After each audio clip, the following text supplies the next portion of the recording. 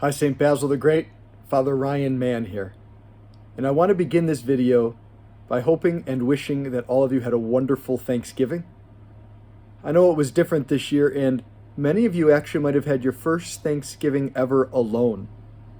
And I want to say one thing is that in order to be holy or a good Christian, we do not need to run away from our humanity.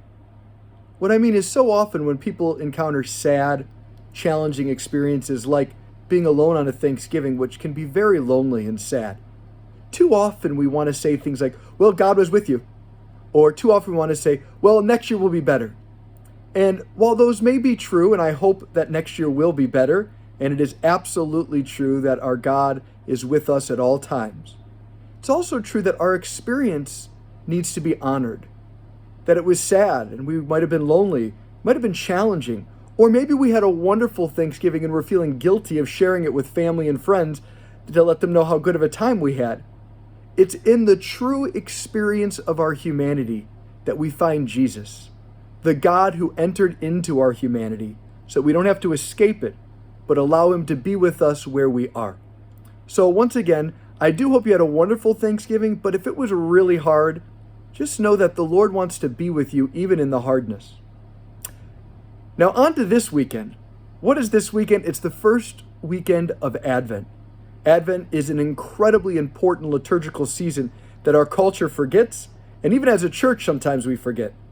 It's a season of hope, promise, and dependence. God makes lavish promises to us about Jesus, what he's going to bring into our lives, our hearts, and we are invited to wait for the fulfillment of these promises. Truth is, we don't like waiting. Whether we text someone, we're waiting for them to text us back and we get frustrated, or we start thinking, are they mad at us? Or we call someone and they don't call us back, or we're waiting on the results of a test from a doctor. Waiting is very challenging. And sometimes waiting for great things is even harder. Have you ever seen a little kid on Christmas morning having to wait to come downstairs? They go nuts. And waiting is so important because, first off, it's human. It's real. We are time contingent creatures, meaning we have to wait to get to the next thing.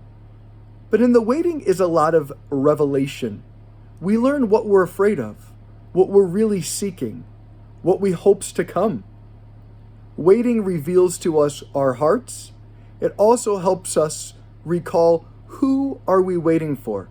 We are not waiting for a God who's unfaithful. We are waiting for a God who is incredibly trustworthy. He brings goodness and kindness, joy and hope. And so what we wait on is the fulfillment of beautiful promises he's made. So what's your challenge out of this week in this video? I want you to either take a picture or write 3 times you waited for something that you normally don't notice. Maybe you waited for the microwave, or waited for the commercials to be over. Maybe you waited at a red light. Maybe you're waiting for this video to be done. I want you to write down 3 things in response to this video that you wait for. And as you do that, I want you to become aware of just what you do to fill the waiting. During commercials, do you grab your phone, right? During the microwave to be done, are you busy cleaning a bunch of things? How good are we at just simply waiting for the fulfillment of our desires? Hope this video blesses you, and I look forward to entering into God's gift of Advent for us this year. Talk to you soon. God bless.